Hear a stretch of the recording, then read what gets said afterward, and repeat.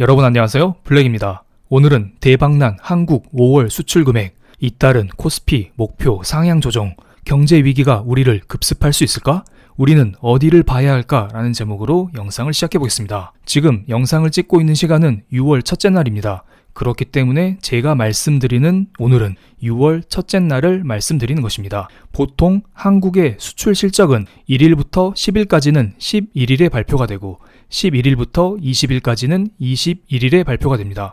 그리고 1일부터 말일까지 한 달간 토털리 수출 실적은 다음 달 첫째 날에 발표가 됩니다. 오늘이 바로 6월 첫째 날이죠. 그래서 오늘 아침에 한국의 5월달 수출이 발표가 됐는데 전년 동월 대비 45.6%나 늘어나면서 32년 만에 최대폭 성장을 했다고 합니다. 그리고 2개월 연속 40%대 증가율은 처음이라고 하죠. 수출 금액 역시 역대 5월 중 최고라고 합니다. 게다가 한국의 주력 수출 품목인 반도체 수출 금액이 100억 달러를 돌파하면서 한국의 전체 수출을 이끌었다고 합니다. 보통 그 나라의 수출 실적이 좋아지면 특히 한국처럼 수출 국가인 경우에는 해당 나라의 화폐 가치가 높아지게 됩니다. 그래서 최근 들어 달러 약세와 맞물리면서 원화 강세 현상이 나타났고 이로 인하여 원달러 환율이 하락했습니다. 원달러 환율을 위안화 환율과 비교를 하면서 설명을 드리겠습니다. 파란색이 원달러 환율이고 갈색이 위안화 환율입니다. 동그라미 친 최근 부분을 보시면 위안화는 4월 초부터 엄청난 강세를 꾸준히 이어왔습니다.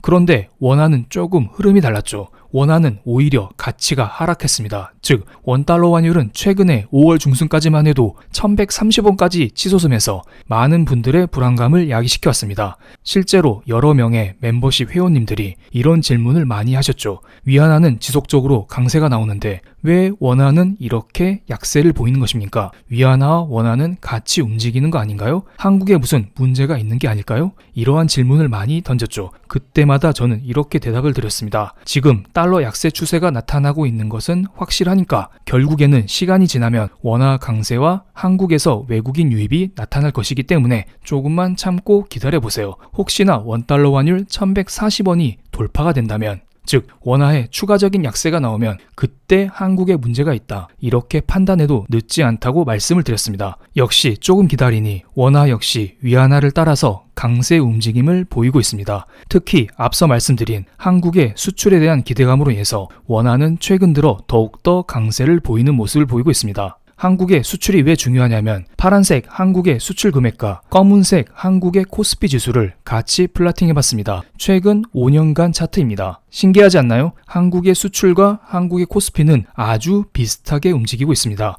2018, 2019, 2020년 초반 이때에는 미중 무역 전쟁과 코로나로 인해서 한국의 수출 금액이 줄어들었고 그로 인해서 코스피 지수 역시 쭉쭉 떨어지는 모습을 보였습니다. 하지만 2020년 3분기부터 한국의 수출은 반등하기 시작했고 이로 인해서 한국의 코스피는 따라가는 모습을 보이고 있습니다. 만약에 한국의 수출이 더욱더 증가하게 된다면 코스피 지수 역시 이와 함께 발맞춰서 상승할 수 있을 거라 봅니다. 그렇기 때문에 우리는 한국의 수출을 분석하는 게 매우 중요합니다. 과연 어떤 품목이 올랐고, 즉 우리는 어떤 섹터를 공략해야 되고 또한 한국의 수출은 2021년 하반기에도 이어질 수 있을지, 즉 한국의 코스피 지수가 2021년 하반기에도 오를 수 있을지 이것을 체크하는 시간을 지금부터 가져보겠습니다. SK증권에서 나온 보고서를 하나 살펴보겠습니다. 저도 자주 보는 보고서인데 안영진의 경제테마, 쉽게 말씀드려 안경테라고 합니다. 2021년 5월달 한국의 수출입 동향은 여러 가지 면에서 역대 기록이 경신된 통계로 남게 되었다고 합니다. 블라블라 1위, 블라블라 1위, 블라블라 1위 뭐 이렇게 많이 나오는데 그냥 한국의 수출이 좋다 이렇게만 이해하시면 될 것 같습니다. 그런 점에서 역대급 월간 실적이라는 점, 특별한 편중됨 없이 품목별, 지역별 고르게 분포되어 있다는 점이 긍정적이라고 합니다. 무슨 말이냐면 아래 그래프를 보면서 천천히 살펴보겠습니다. 아래 그래프를 보겠습니다. 그림 1번을 볼게요.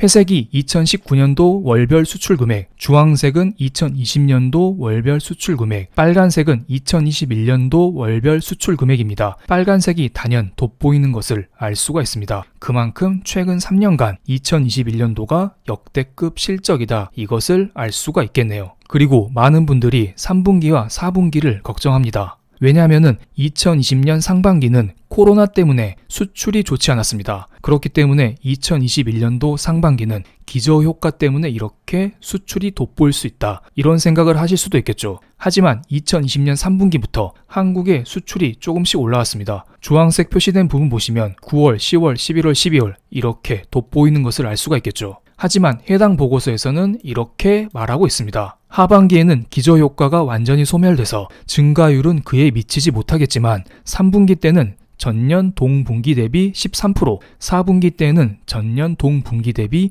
2.5%로 플러스 증가세가 지속될 것으로 보고 있습니다. 한국의 수출은 3분기, 4분기에도 좋아질 전망이고 그럼 한국의 코스피 지수는 앞으로 더더욱 좋아질 전망으로 봐도 무방할 것 같습니다. 그럼 품목을 한번 살펴보겠습니다. 한국의 수출 금액은 특별한 편중됨 없이 고른 증가세를 보이고 있다고 합니다. 특히 자동차 부품, 석유화학, 자동차 이쪽 관련 수출 증가액이 눈에 띄게 늘었다고 합니다. 그런데 여기 우리가 잘 아는 반도체를 보면은 수출 증가액이 그리 크진 않습니다. 하지만 이것은 수출 증가 퍼센트입니다. 절대적인 금액이 아니란 것입니다. 여전히 반도체 같은 경우는 5월달 전체 수출 금액 500억 중에서 100억 이상, 즉 20% 이상을 차지하고 있는 상태입니다. 그리고 많은 분들이 반도체가 이제 끝물이다, 고점을 지났다, 이제 반도체가 꺾일 일만 남았다 이런 이야기를 하는데요. 한국의 반도체 수출 실적을 살펴보겠습니다. 빨간색이 한국의 수출 실적입니다. 2010년부터 현재까지를 나타낸 것입니다. 한국의 반도체 수출 실적을 보면은 꾸준히 증가하는 것을 알 수가 있습니다. 물론 2018년도에 잠깐 꺾였는데 이때는 미중 무역 전쟁으로 잠시 주춤거렸던 것으로 보입니다. 어쨌든 2018년도에 잠시 꺾였지만 이것을 빼면 한국의 반도체 수출은 여전히 증가세를 그리고 있다. 반도체 호황은 여전히 이어지고 있다. 이것을 말씀드릴 수가 있겠네요. 그리고 오른쪽 그래프는 빨간색 자동차와 검은색 자동차 부품을 나타낸 것입니다. 이건 역시 견조한 회복세를 보이고 있는 상태고 컴퓨터, 석유화학, 특히 오른쪽에 석유화학을 잘 보시면은 석유화학 제품의 수출이 드라마틱하게 증가하는 것을 알 수가 있습니다. 한국에는 대표적인 석유 회사들이 매우 많습니다. 롯데케미컬, 대한유화, 금호석유 이러한 쟁쟁한 회사들의 수출 실적으로 인해서 석유화학 제품의 쾌거를 달성했다고 봅니다. 또한 철강 제품 역시 꾸준한 수출 회복세를 보이고 있고요. 여기에서 중요한 것은 그림 10번 반도체를 제외한 수출 실적을 보겠습니다. 총 수출 금액이 빨간색을 나타낸 것이고 반도체를 제외한 수출 금액은 검은색으로 나타낸 것입니다.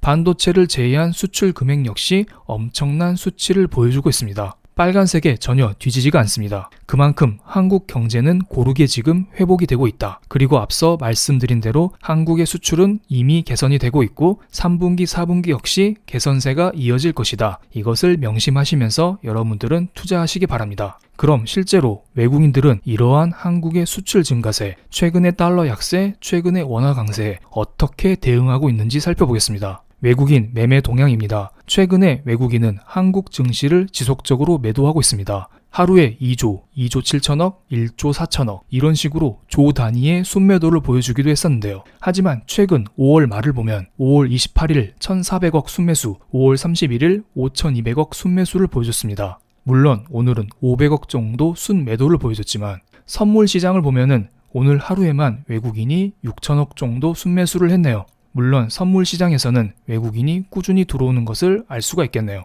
종합드리면 외국인은 지금 천천히 한국 주식을 매수하고 있지만 한국 증시 매수세는 조금씩 강해지고 있다. 긍정적으로 볼만하다. 이렇게 말씀을 드릴 수가 있겠고요. 코스피 시장을 다시 한번 보면 지금 외국인과 별도로 연기금이 조금씩 돌아오고 있습니다. 연기금은 오늘도 500억 정도 순매수를 했고요. 최근에 날마다 200억 정도 순매수를 꾸준히 하는 모습을 보이고 있습니다. 그럼 이번에는 코스피 일봉 차트를 보면서 체크하는 시간을 갖겠습니다. 제가 2020년 초반에 이런 말씀을 드렸습니다. 올해는 작년 대비 기대 수익률을 확 낮추고 저점에서 꾸준히 모아가는 전략을 취하는 게 어떨까요? 이렇게 말씀을 드렸었죠. 그리고 제가 박스로 잡아드린 구간이 코스피 3000과 3140이었습니다. 대충 그려드리겠습니다. 그리고 이 중단이 3070이었죠. 그래서 이렇게 제가 이야기를 드렸습니다. 코스피 3070 위에서는 매수하지 마시고 코스피 3000과 3070 사이, 요 사이에서만 꾸준히 모아가는 전략을 취하는 게 어떨까요? 이런 이야기를 드렸었고요. 최근에 코스피 3140을 돌파하자 제가 코스피 3140과 3200을 잡아드렸죠.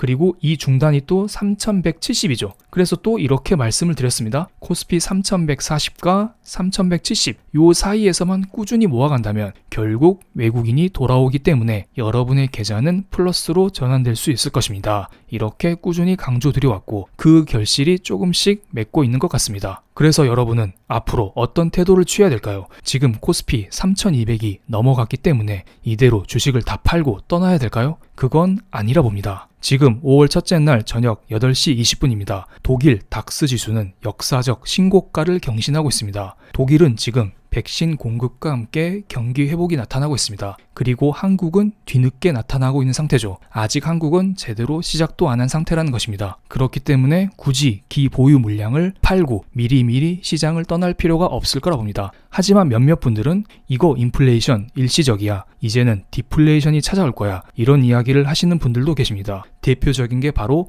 아크 인베스트를 운영하고 있는 돈누나 누님입니다. 이분에 대한 영상은 제가 다음번에 다시 정리드리면서 설명을 드리겠습니다. 그럼 오늘 영상 시청해 주셔서 감사합니다. 좋아요, 구독 꾹꾹 눌러주시면 감사하겠습니다. 감사합니다.